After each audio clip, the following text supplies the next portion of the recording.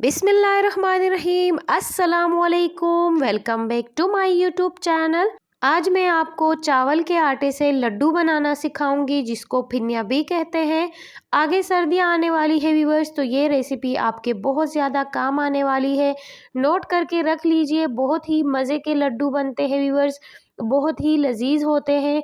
Try करके ज़रूर देखिएगा व्यूअर्स। तो चलते हैं रेसिपी की तरफ, और आप ये मज़ेदार सी रेसिपी नोट कीजिए। 5 मिनट में ये रेसिपी कंप्लीट हो जाती है।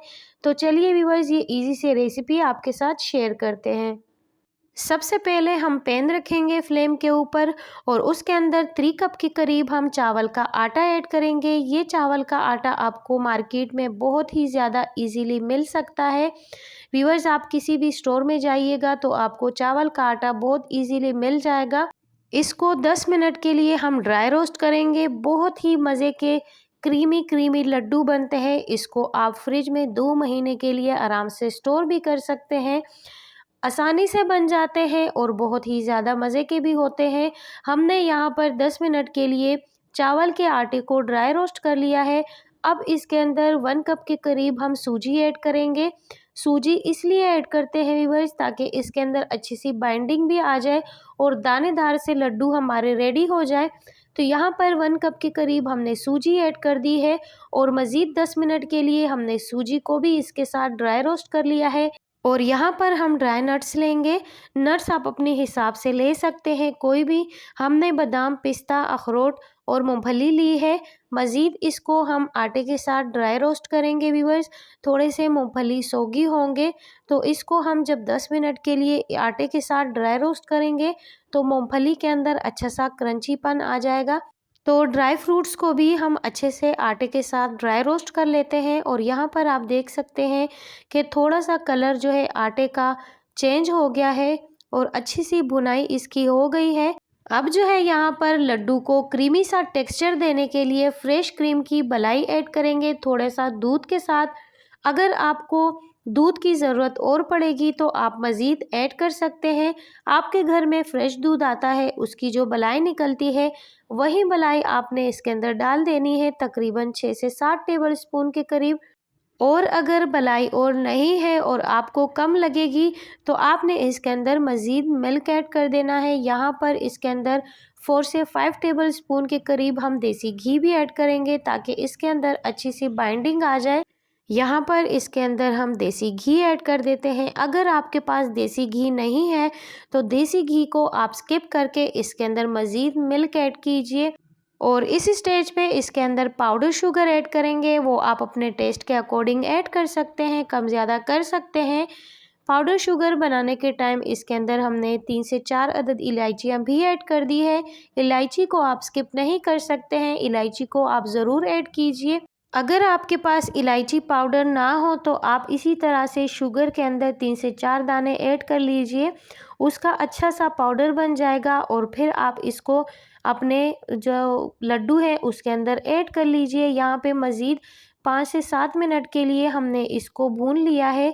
और मज़ीद हमें दूध की ज़रूरत पड़ी तो हमने थोड़ा सा दूध, तकरीबन 5 टेबल स्पून के करीब और ऐड कर दिया है। जब ये पाउडर एक दूसरे के साथ जुड़ने लग जाए तो फिर आपने इसका फ्लेम ऑफ कर देना है, और इसको हम फ्लोर पे लेके चलते हैं। और फ्लोर पे इसको 5 से 10 मिनट के लिए लिड लगा के हम रख देंगे। इसके अंदर जब स्टीम आएगी, और स्टीम आने के बाद शुगर थोड़ी सी मेल्ट होगी, पहले से ही मेल्ट हो गई है लेकिन मज़ीद मेल्ट होगी, तो इसके अंदर जो बाइंडिंग का प्रोसेस है वो अच्छे से आ जाएगा। यहाँ पे 5 से 7 मिनट हमने इसको फ्लोर पे छोड़ दिया था, और यहाँ पे आप देख सकते हैं कि इसके अंदर अच्छी सी स्टीम जो है वो जमा हो गई है। और अब जो है हमारे लड्डू बनने के लिए तैयार है। सो यहाँ पर हम अपने सारे लड्डू को रेडी कर लेते हैं। अगर यहाँ पे आपसे लड्डू ठीक नहीं बन रहा है तो थोड़े से मिल्क के छींटे और दे दीजिएगा, ज़्यादा नहीं, बस थोड़े से कतरे ऐड कर लीजिएगा, मिक्स कर लीजिएगा। और फिर आपने इसके अच्छे से प्यारे से लड्डू बना लेने हैं। और यहाँ पर देख सकते हैं आप कि कितना इजीली लड्डू इसका रेडी हो गया है। और सारे के सारे लड्डू इसी तरह से हम रेडी कर लेंगे। इसी के साथ ही व्यूअर्स, अगर आप चैनल में नए हैं या फिर अभी तक आपने चैनल को सब्सक्राइब नहीं किया है सो प्लीज़ चैनल को लाइक कीजिए, सब्सक्राइब कीजिए, फ्रेंड्स एंड फैमिली में शेयर ज़रूर कीजिएगा। व्यूअर्स, आप वीडियोस को देखते ज़रूर हैं लेकिन वीडियोस को लाइक नहीं करते हैं, सो प्लीज़ वीडियो को लाइक भी किया करें।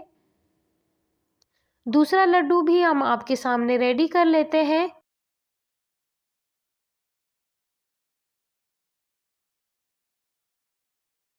दो से तीन लड्डू हमने रेडी कर दिए हैं और बाकी के भी इसी प्रोसेस से हम रेडी कर लेते हैं।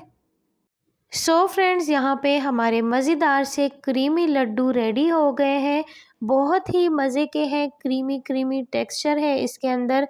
ज़रूर आप इसको एक बार ट्राई कीजिएगा। थोड़ा सा करीब से भी आपको चेक करवाते हैं। यहाँ पर आप देख सकते हैं व्यूअर्स कि कितने मज़ेदार से लड्डू हमारे रेडी हो गए हैं। खाने के लिए आप आराम से स्टोर भी कर सकते हैं सर्दियों के टाइम।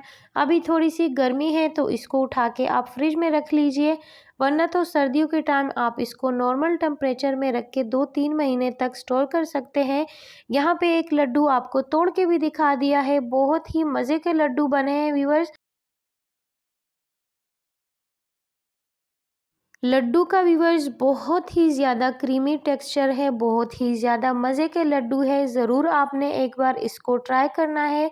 मुझे अपना फीडबैक आपने ज़रूर देना है। मिलते हैं किसी और इंटरेस्टिंग सी रेसिपी के साथ। अपना ढेर सारा ख्याल रखिए, मुझे दुआओं में याद रखिए व्यूअर्स। अल्लाह हाफ़िज़।